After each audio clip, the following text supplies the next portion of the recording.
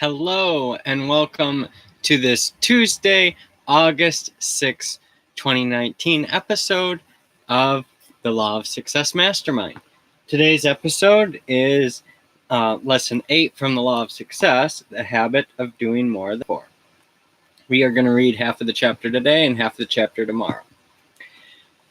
We'll jump right into it. There are 10 weaknesses against which most of us guard ourselves. One of these is the habit of trying to reap before we have sown.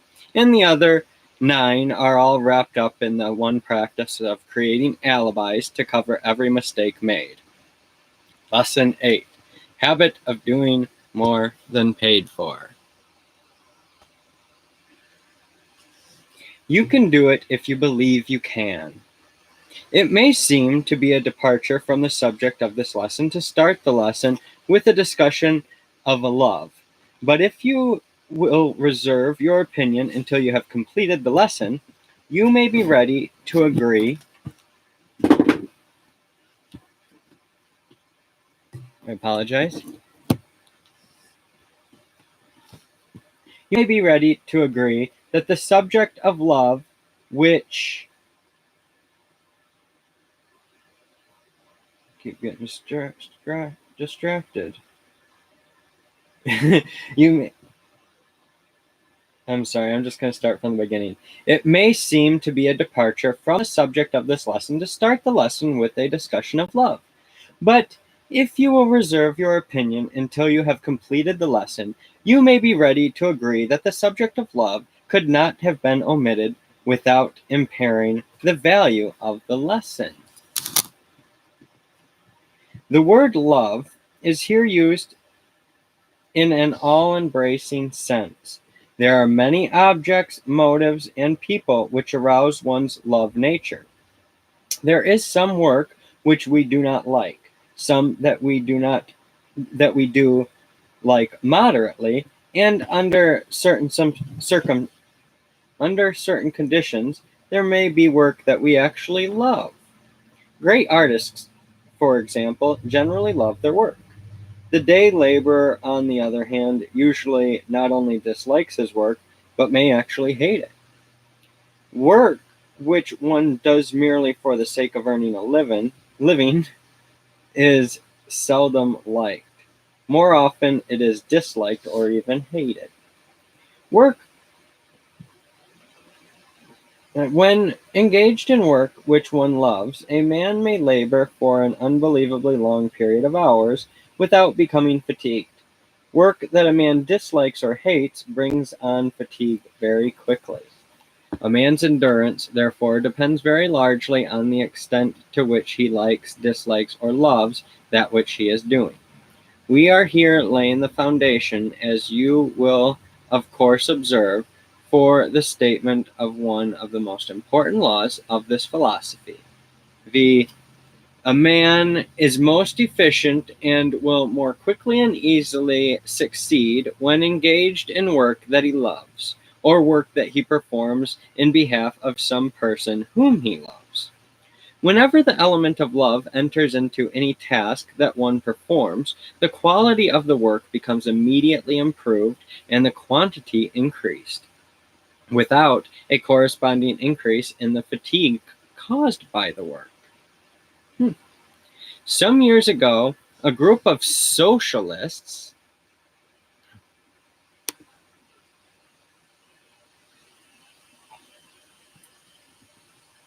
or perhaps they called themselves cooperators, organized a colony in Louisiana, purchased several hundred acres of farmland, and started to work out an ideal which they believed would give them greater happiness in life and fewer of the worries through a system that provided each person with work at the sort of labor he liked best. Their idea was to pay no wages to anyone.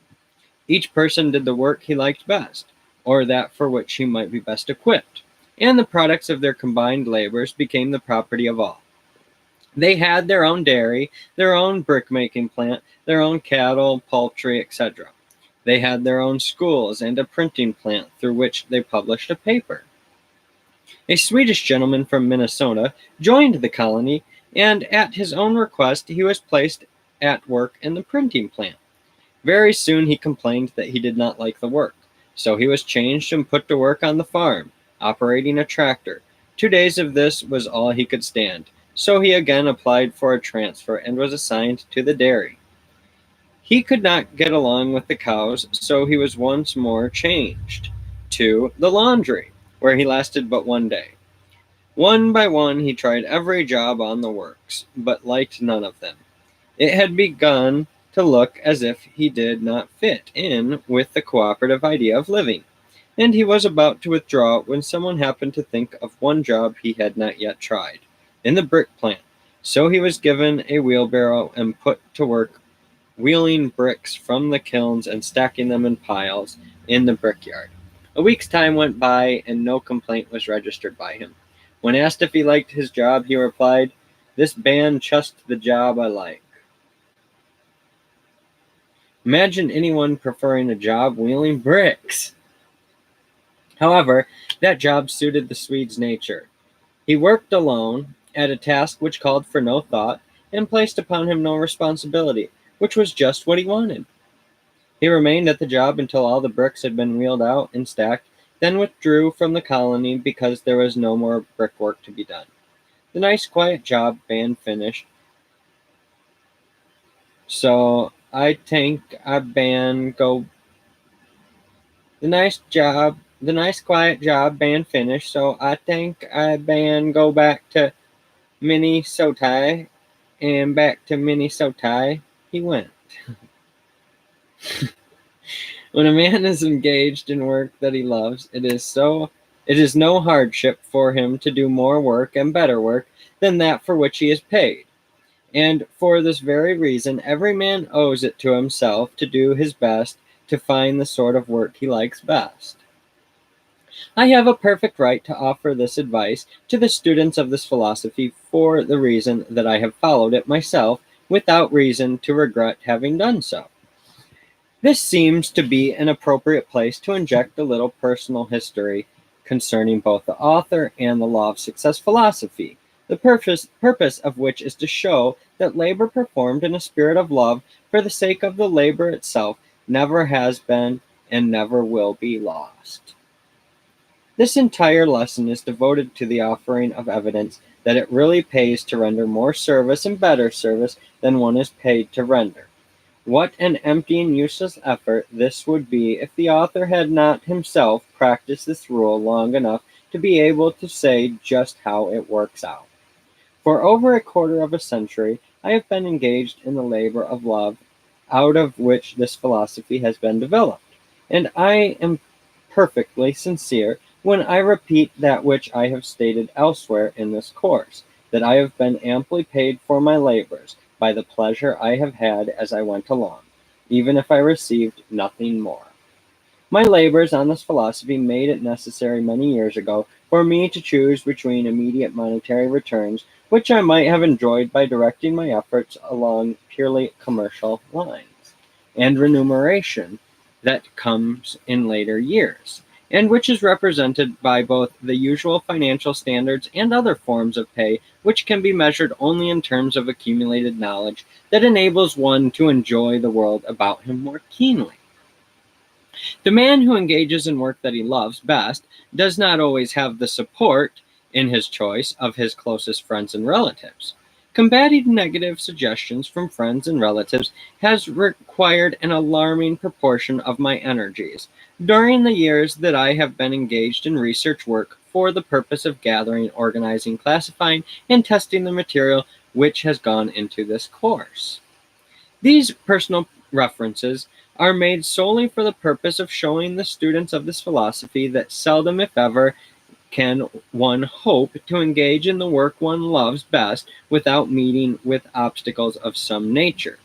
Generally, the chief obstacles in the way of one engaging in this sort of work one loves best is that it may not be the work which brings the greatest remuneration at the start.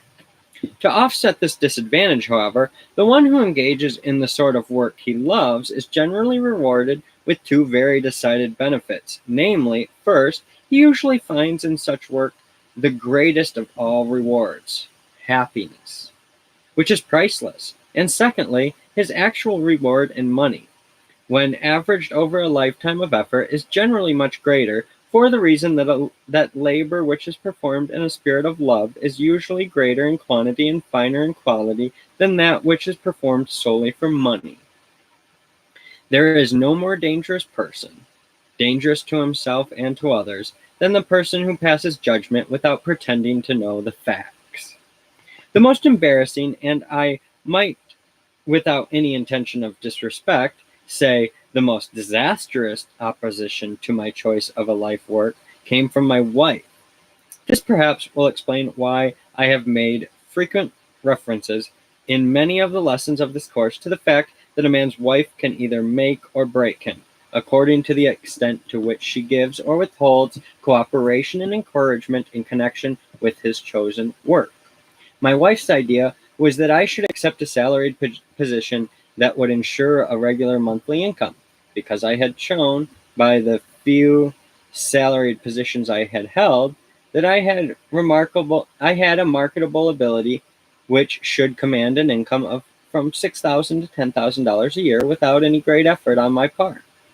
In a way, I saw my wife's viewpoint and was in sympathy with it, because we had young growing children coming on who needed clothes and education, and a regular salary, even though it were not large, seemed to be a necessity. Despite this logical argument, however, I chose to override my wife's counsel. Came then to her rescue the combined forces of her family and mine, and collectively they charged me head on with what amounted to a command to right about face and settle down on a salary basis. Studying other people might be all right for a man who had the time to spend in this unprofitable manner, they reasoned, but for a young married man with a growing family, this seemed hardly the thing to do. But I remained adamant. I had made my choice, and I was determined to stand by it. The opposition did not yield to my viewpoint, but gradually, of course, it melted away. Meanwhile, the knowledge that my choice had worked at least a temporary hardship on my family, combined with the thought that my dearest friends and relatives were not in harmony with me, greatly increased my labors. Fortunately, not all my friends believed my choice unwise. There were a few friends who not only believed I was following a course that would ultimately bring me but somewhere near the top of the mountain of useful achievement, but in addition to believing in my plans, they actually went out of their way to encourage me to not be whipped by either adversity or the opposition of relatives. Of this small group of faithful ones who gave me encouragement at a time when it was badly needed, perhaps one man should have the fullest credit. And this man is Edwin C. Barnes, a business associate of Thomas A. Edison.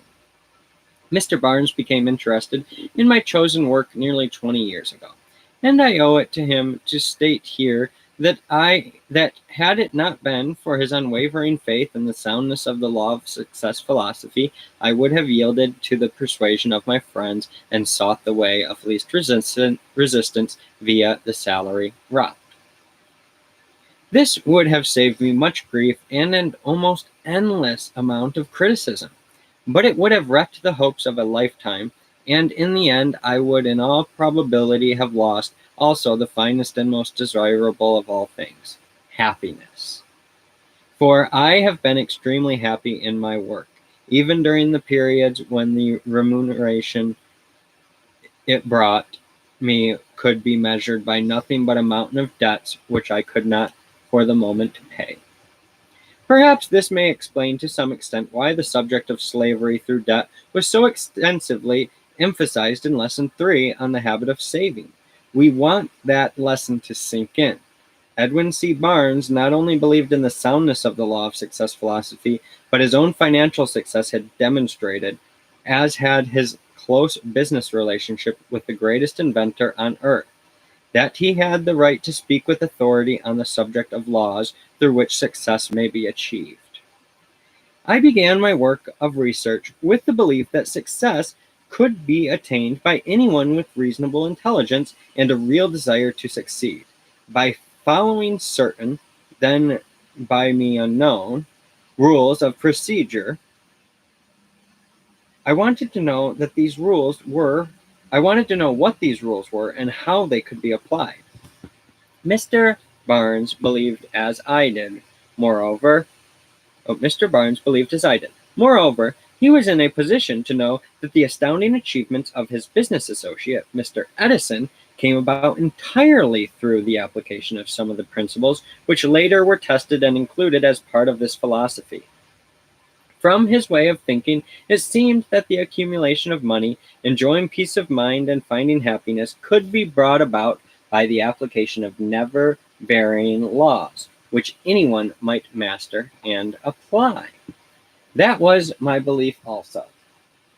That belief has now been transformed into not merely a provable, but a proved reality, as I hope every student of this course will have reason to understand when the course shall have been mastered. Keep in mind that during all these years of research, I was not only applying the law covered by this course, by doing more than paid for, but I was going much further than this by doing work for which I did not, at the time I was doing it, hope ever to receive pay. Thus, out of the years of chaos, adversity, and opposition, this philosophy was finally completed and reduced to manuscripts ready for publication. For a time, nothing happened. I was resting on my oars, so to speak.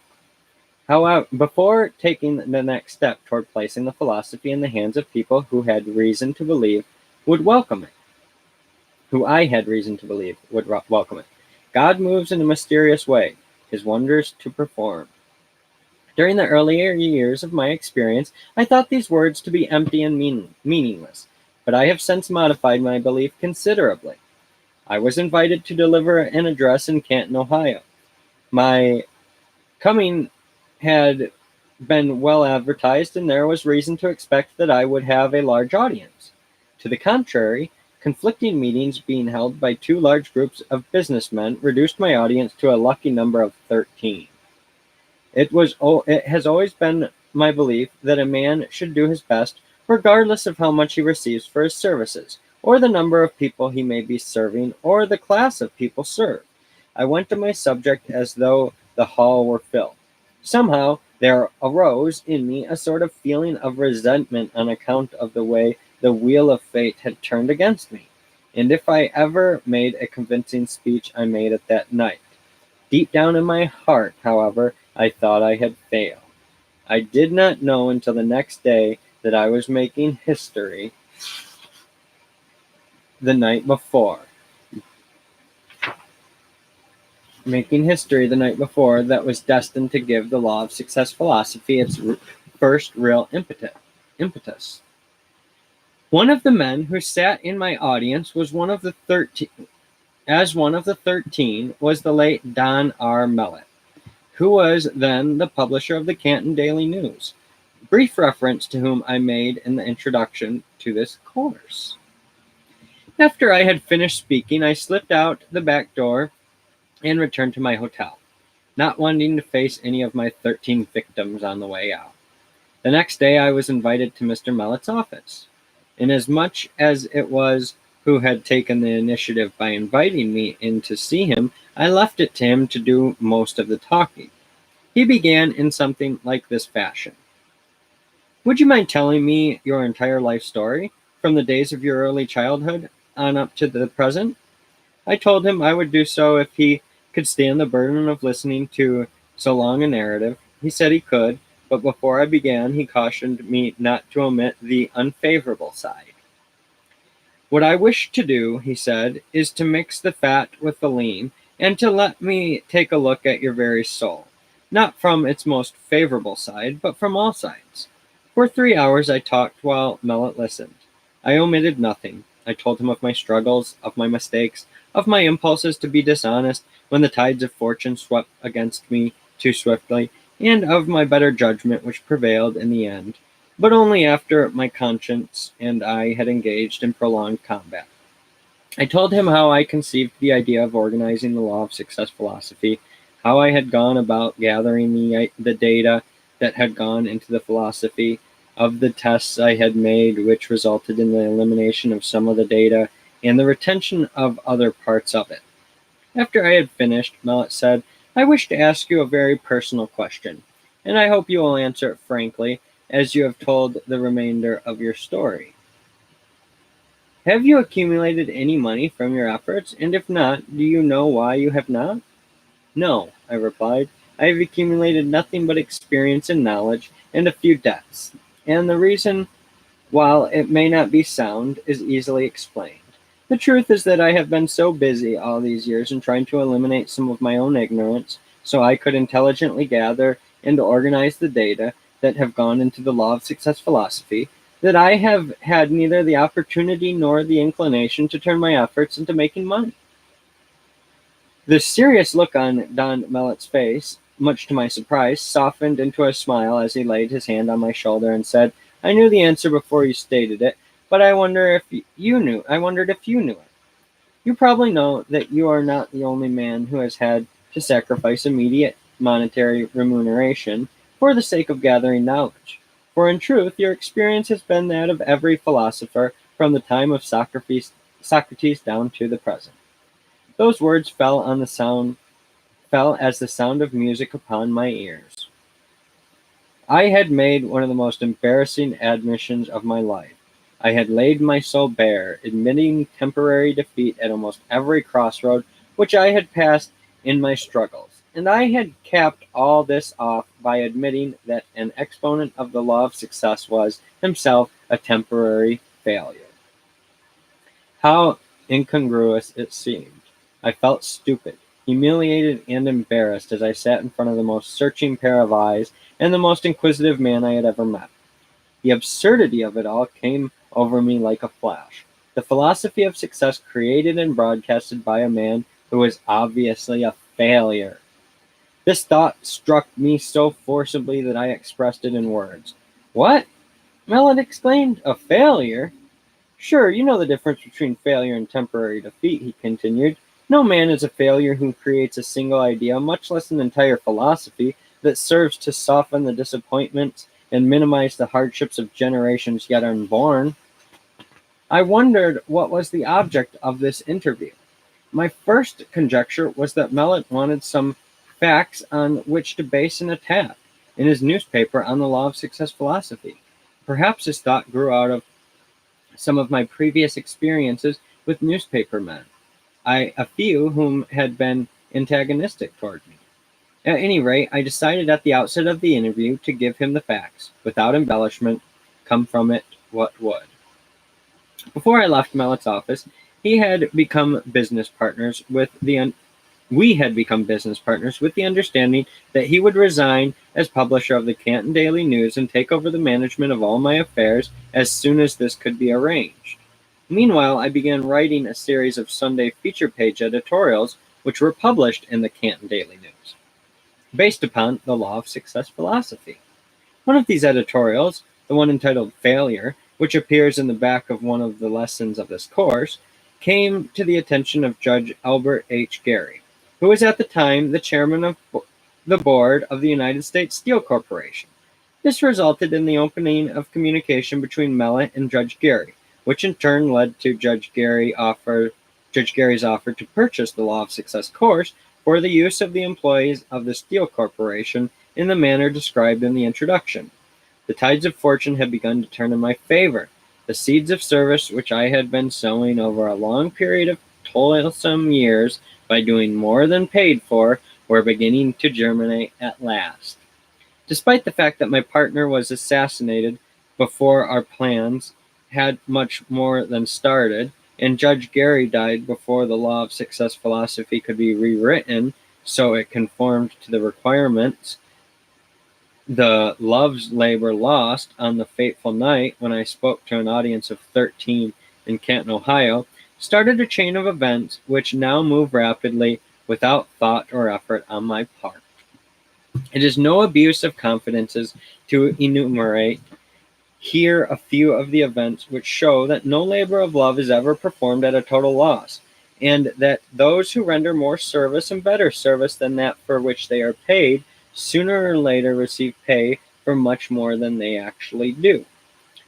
As this lesson is ready to go to the publisher, Some of the following well-known concerns are considering favorably the purchase of the Law of Success course for all of their employees, while others have actually arranged for the purchase of the course.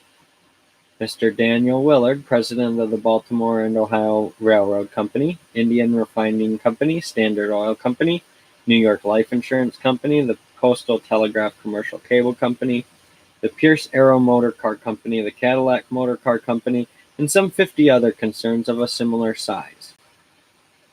In addition to this, a newly organized club for boys, similar in nature to the YMCA, has contracted for the use of the Law of Success course as the basis of its educational program, and estimates that it will distribute more than 100,000 courses of the philosophy within the next 2 years. Quite aside from these sources of distribution, the Ralston University Press of Meriden, Connecticut, was contracted to publish and distribute the course to individuals throughout the United States and perhaps in some foreign countries. How many courses they will distribute cannot be accurately estimated, but when one stops to consider the fact that they have a mailing list of approximately 800,000 people who have faith in anything they offer for sale, it seems very reasonable to suppose that their distribution will place tens of thousands of courses in the hands of men and women who are earnestly searching for the knowledge covered by the Law of Success philosophy. Perhaps it is unnecessary, but I wish to explain that my only object in here relating the story of how the Law of Success philosophy has gained the recognition described is to show how the law upon which this lesson is based actually works out in the practical affairs of life. If I could have made this analysis without the use of personal pronoun, I would have done so. With this background of history concerning the Law of Success, philosophy as a whole, and this lesson in particular, you are better prepared to accept as sound the law on which this lesson is based. There are more than a score of sound reasons why you should develop the habit of performing more service and better service than that for which you are paid, despite the fact that a large majority of the people are not rendering such service. There are two reasons, however, for rendering such service, which transcend in importance all the others. Namely, first, by establishing a reputation as being a person who always renders more service and better service than that for which you are paid. You will benefit by comparison with those around you who do not render such a service. And the contrast will be so noticeable that there will be keen competition for your services, no matter what your life work may be. If ye have faith as a grain of mustard seed, ye shall say unto this mountain, remove hence to yonder place, and it shall remove, and nothing shall be impossible unto you. It would be an insult to your intelligence to offer proof of the soundness of this statement. Okay, so I'm going to repeat the last. And the contrast. First, by establishing a reputation as being a person who always renders more service and better service than that for which you are paid, you will benefit by comparison with those around you who do not render such a service. And the contrast will be so noticeable that there will be keen competition for your services no matter what your life work may be. It would be an insult to your intelligence to offer proof of the soundness of this statement, because it is obviously sound. Whether you are preaching sermons, practicing law, writing books, teaching school, or digging ditches, you will become more valuable, and you will be able to command greater pay the minute you gain recognition as a person who does more than that for which he is paid. Second, by far the most important reason why you should render more service than that for which you are paid, a reason that is basic and fundamental in nature, may be described in this way. Suppose that you wish to develop a strong right arm, and suppose that you tried to do so by tying the arm to your side with a rope, thus taking it out of use and giving it a long rest. Would disuse bring strength, or would it bring atrophy and weakness, resulting finally in your being compelled to have the arm removed? You know that if you wished a long right arm, you could develop such an arm only by giving it the hardest sort of use. You know that if you wished a strong right arm, you could develop such an arm only by giving it the hardest sort of use. Take a look at the arm of a blacksmith if you wish to know how an arm may be made strong. Out of resistance comes strength. The strongest oak tree of the forest is not the one that is protected from the storm and hidden from the sun, but it is the one that stands in the open, where it is compelled to struggle for its existence against the winds and rains and the scorching sun. It is through the operation of one of nature's unvarying laws that struggle and resistance develop strength. And the purpose of this lesson is to show you how to harness this law and so use it that it will aid you in your struggle for success. By performing more service and better service than that for which you are paid, you not only exercise your service rendering qualities and thereby develop skill and ability of an extraordinary sort, but you build reputation that is valuable. If you form the habit of rendering such service, you will become so adept in your work that you can command greater remuneration than those who do not perform such service. You will eventually develop sufficient strength to enable you to remove yourself from any undesirable station in life, and no one can or will desire to stop you. If you are an employee, you can make yourself so valuable through this habit of performing more service than that for which you are paid that you can practically set your own wages, and no sensible employer will try to stop you. If your employer should be so unfortunate as to try to withhold from you the compensation to which you are entitled, this will not long remain as a handicap because other employers will discover this unusual quality and offer you employment. The very fact that most people are rendering as little service as they can possibly get by with serves as an advantage to all who are rendering more service than for which they are paid, because it enables all who do this to profit by comparison. You can get by if you render as little service as possible, but that is all you will get. And when work is slack and retrenchment sets in, you will be one of the first to be dismissed. For more than 25 years, I have carefully studied men with the object of ascertaining why some achieve noteworthy success while others, with just as much ability, do not get ahead. And it seems significant that every person whom I have observed applying this principle of rendering more service than that for which he was paid was holding a better position and receiving more pay than those who merely performed sufficient service to get by with.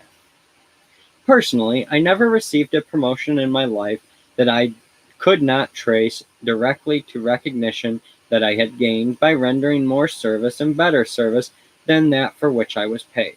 I am stressing the importance of making this principle a habit as a means of enabling an employee to promote himself to a higher position with greater pay, for the reason that this course will be studied by thousands of young men and young women who work for others. However, the principle applies to the employer or to the professional man or woman just the same as to the employee. Observance of this principle brings a twofold reward. First, it brings the reward of greater material gain than that enjoyed by those who do not observe it. And second, it brings that reward of happiness and satisfaction which come only to those who render such service. If you receive no pay except that which comes in your pay envelope, you are underpaid, no matter how much money that envelope contains. My wife has just returned from the public library with a book for me to read. The book is entitled Observation: Every Man His Own University by Russell H. Conwell. By chance, I opened this book at the beginning of the chapter entitled Every Man's University. And as I read it through, my first impulse was to recommend that you go to the public library and read the entire book. But upon second thought, I will not do this. Instead, I will recommend that you purchase the book and read it, not once, but 100 times. because it covers the subject of this lesson as though it had been written for that purpose. Covers it in far more impressive manner than I could do it. The following quotation from the chapter entitled Every Man's University will give you an idea of the golden nugget of truth to be found throughout this book. The intellect can be made to look far beyond the range of what men and women ordinarily see, but not all the colleges in the world can alone confer this power. This is the reward of self-culture. Each must acquire it for himself, and perhaps this is why the power of observing deeply and widely is so much oftener found in those men and those women who have never crossed the threshold of any college but the University of Hard Knocks. Read that book as a part of this lesson, because it will prepare you to profit by the philosophy and psychology upon which the lesson is built. We will now analyze the law upon which this entire lesson is founded, namely, the law of increasing returns. Let us begin our analysis by showing how nature employs this law in behalf of the tillers of the soil. The farmer carefully prepares the ground, then sows his wheat and waits while the law of increasing returns brings back the seed he has sown, plus a manifold increase. But for this law of increasing returns, man would perish because he could not make the soil produce sufficient food for his existence. There would be no advantage to be gained by sowing a field of wheat if the harvest yield did not return more than was sown. With this vital tip from nature, which we may gather from the wheat fields, let us proceed to appropriate this law of increasing returns and learn how to apply it to the service we render, to the end that it may yield returns in excess of and out of proportion to the effort put forth. First of all, let us emphasize the fact that there is no trickery or chicanery connected with this law, although quite a few seem not to have learned this great truth, judging by the number who spend all their efforts either trying to get something for nothing or something for less than its true value. Ultimately, nothing matters very much. The defeat that seems to break your heart today will be but a ripple among the waves of other experiences in the oceans of your life further ahead. It is to no such end that we recommend the use of the law of increasing returns, for no such end is possible within the broad meaning of the word success. Another remarkable and noteworthy feature of the law of increasing returns is the fact that it may be used by those who purchase service with as great returns as it can be by those who render service, for proof of which we have but to study the effects of Henry Ford's famous $5 a day minimum wage scale, which he inaugurated some years ago.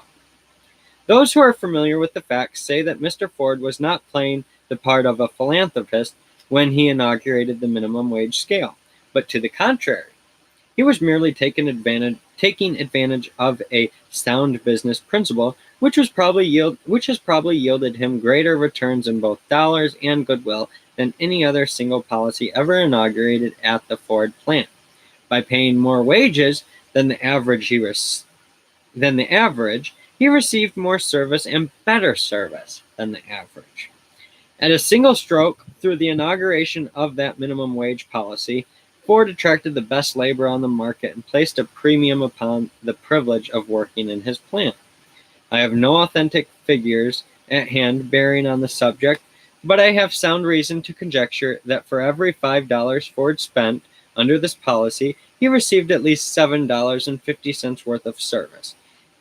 I have also sound reason to believe that this policy enabled Ford to reduce the cost of supervision, because employment in his plant became so desirable that no worker would care to run the risk of losing his position by soldering in the job. Soldering? I don't know what that is. On the job or rendering poor service. Where other employers were forced to depend upon costly supervision in order to get the service to which they were entitled and for which they were paying, Ford got the same or better service by the less expensive method of placing a premium upon employment in his plan. Marshall Field was probably the leading merchant of his time, and the great Field store in Chicago stands today as a monument to his ability to apply the law of increasing returns. A customer purchased an expensive lace waist at the Field store, but did not wear it. 2 years later, she gave it to her niece as a wedding present. The niece quietly returned the waist to the Field store and exchanged it for other merchandise, despite the fact that it had been out for more than 2 years and was then out of style. Not only did the Field store take back the waist, but it is of more importance, it did so without argument. Of course, there was no obligation, moral or legal, on the part of the store to accept the return of the waist at the late date, which makes the transaction all the more significant.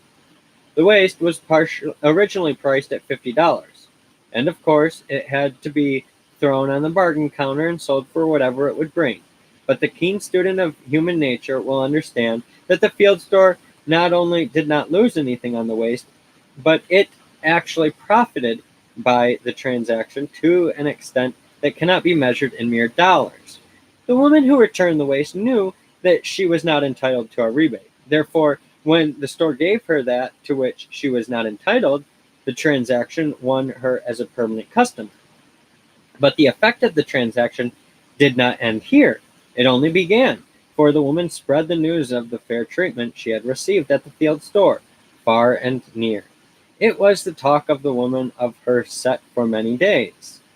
And the Field store received more advertising from the transaction than it would have purchased in any other way with 10 times the value of the waist. The success of the Field store was built largely upon Marshall Field's understanding of the law of increasing returns, which prompted him to adopt as a part of his business policy the slogan, "The customer is always right." When you do only that for which you are paid, there is nothing out of the ordinary to attract favorable comment but the transaction. To attract favorable comment about the transaction.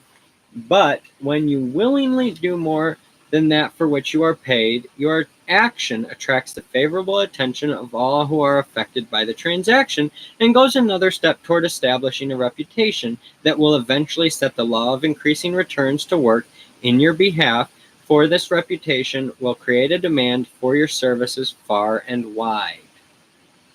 Carol Downs went to work for W.C. Durant, the automobile manufacturer, in a minor position. He is now Mr. Durant's right-hand man and the president of one of the automobile distributing companies. He promoted himself into this profitable position solely through the aid of the law of increasing returns, which he put into operation by rendering more service and better service than that for which he was paid. In a recent visit with Mr. Downs, I asked him to tell me how he managed to gain promotion so rapidly. In a few brief sentences, he told the whole story. "When I first went to work with Mr. Durant," said he, "I noticed that he always remained at the office long after all the others had gone home for the day, and I made it my business to stay there also. No one asked me to stay, but I thought someone should be there to give Mr. Durant any assistance he might need. Often, he would look around for someone to bring him a letter file or render some other trivial service, and always he found me there ready to serve him. He got into the habit of calling on me. That is about all there is to the story. He got into the habit of calling on me." Read that sentence again, for it is full of meaning of the richest sort. He got into the habit of calling on me. Why did Mr. Durant get into the habit of calling on Mr. Downs? Because Mr. Downs made it his business to be on hand where he would be seen. He deliberately placed himself in Mr. Durant's way in order that he might render service that would place the law of increasing returns back of him. Was he told to do this? No. Was he paid to do this? Yes. He was paid by the opportunity it offered for him to bring himself to the attention of the man who had it within his power to promote him.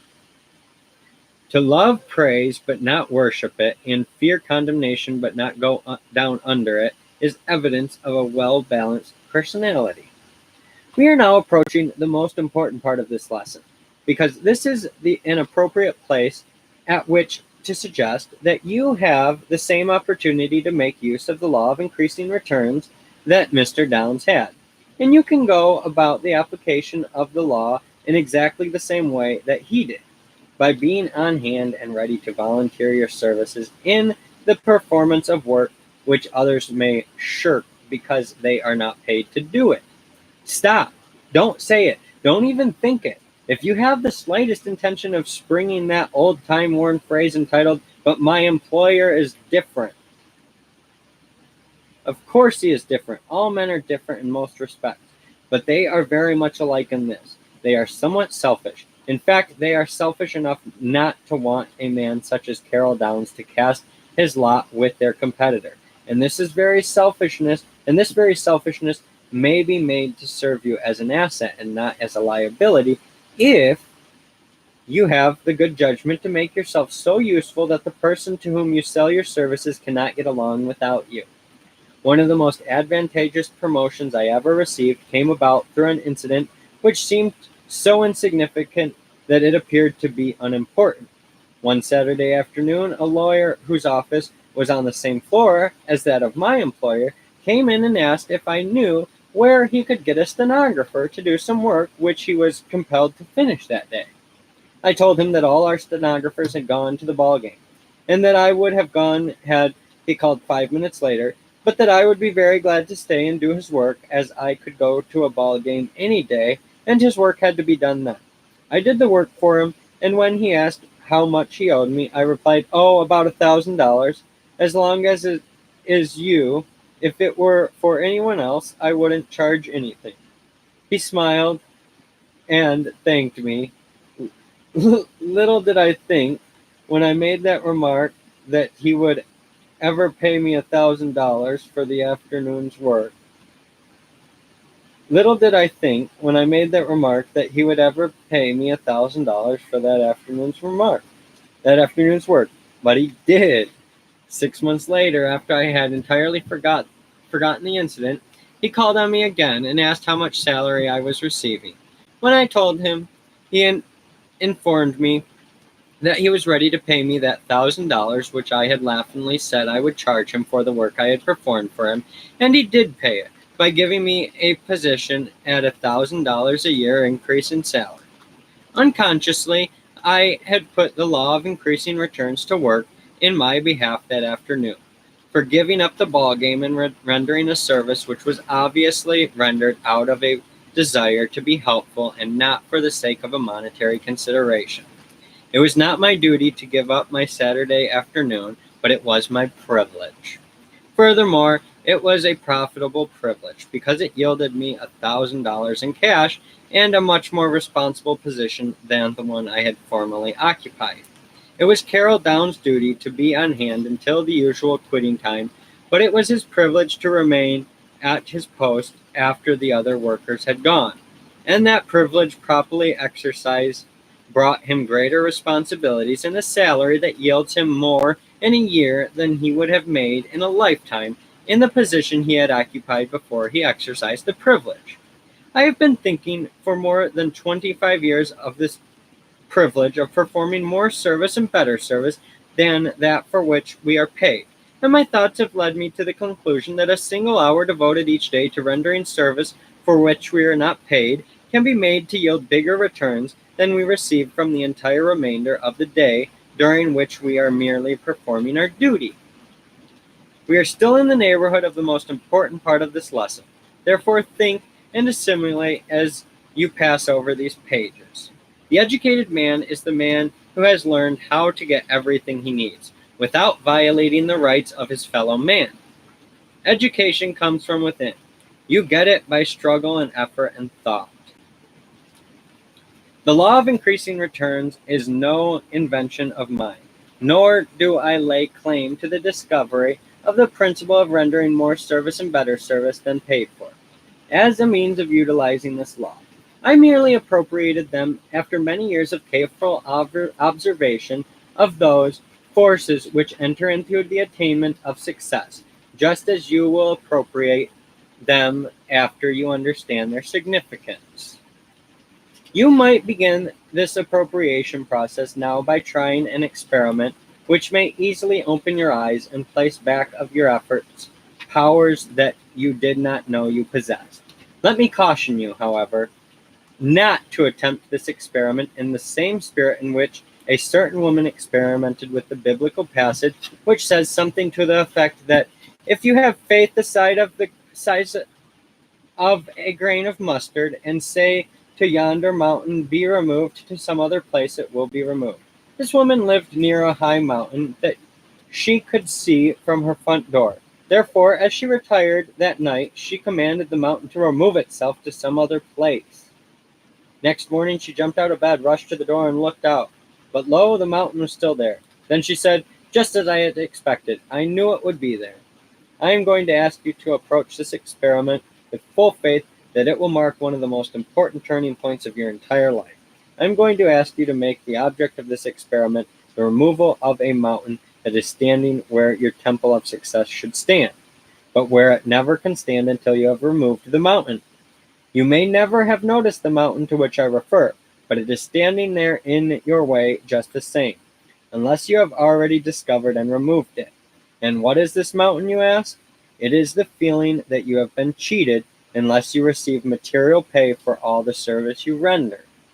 That feeling may be unconsciously expressing itself and destroying the very foundation of your temple of success in scores of ways that you have not observed. In the very lowly bred type of humanity, this feeling usually seeks outward expression in terms something like this. I am not paid to do this, and I will be blankety blank blank if I'll do it. You know the type to which reference is made. You have met with it many times, but you have never found a single person of this type who was successful, and you never will. Success must be attracted through understanding and application of laws which are as immutable as the law of gravitation. It cannot be driven into the corner and captured as one would capture a wild steer. For this reason, you are requested to enter into the following experiment with the object of familiarizing yourself with one of the most important of these laws, namely the law of increasing returns. The experiment: during the next 6 months, make it your business to render useful service to at least one person every day, for which you neither expect nor accept monetary pay. Go at this experiment with faith that you will uncover for your use one of the most powerful laws that enter into the achievement of enduring success, and you will not be disappointed. The rendering of this service may take on any one of more than a score of forms. For example, it may be rendered personally to one or more specific persons, or it may be rendered to your employer in the nature of work that you perform after hours. Again, it may be rendered to entire strangers whom you never expect to see again. It matters not to whom you render this service, so long as you render it with willingness, and solely for the purpose of benefiting others. If you carry out this experiment in the proper attitude of mind, you will discover that which all others who have become familiar with the law upon which it is based have discovered, namely that you can no more render service without receiving compensation than you can withhold the rendering of it without suffering the loss of reward. Cause and effect, means and ends, seed and fruit cannot be severed, says Emerson, for the effect already blooms in the cause, and the end pre-exists in the means. The fruit is the seed. If you serve an ungrateful master, serve him the more. Put God in your debt. Every stroke shall be repaid. The longer the payment is withholden, the better for you. For compound interest on compound interest is the rate and usage of this exchequer.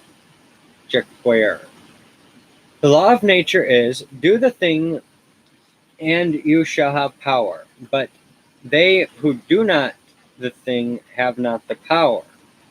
Men suffer all their life long under the foolish superstition that they can be cheated. But it is impossible for a man to be cheated by anyone but himself, as for a thing to be and not to be at the same time. There is a third silent party to all our bargains.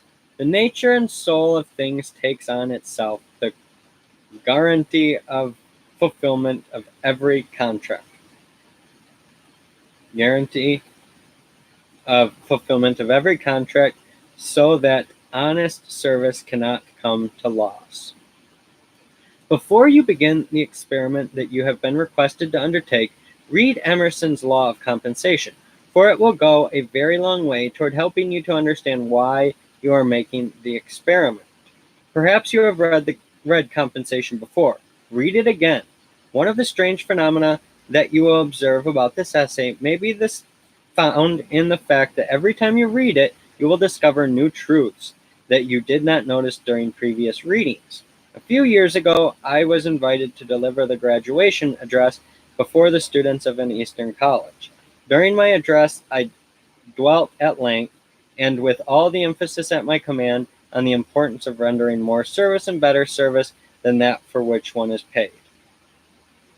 The person who sows a single beautiful thought in the mind of another renders the world a greater service than that rendered by all the fault finders combined. After the address was delivered, the president and the secretary of the college invited me to a luncheon. While we were eating, the secretary turned to the president and said, "I have just found out that what this man is doing. He is putting himself ahead in the world by helping others to get ahead." In that brief statement, he had epitomized the most important part of my philosophy on the subject of success. Tomorrow we will finish part 2 of 2, the habit of doing more than paid for. Thank you for another episode of the Law of Success Mastermind.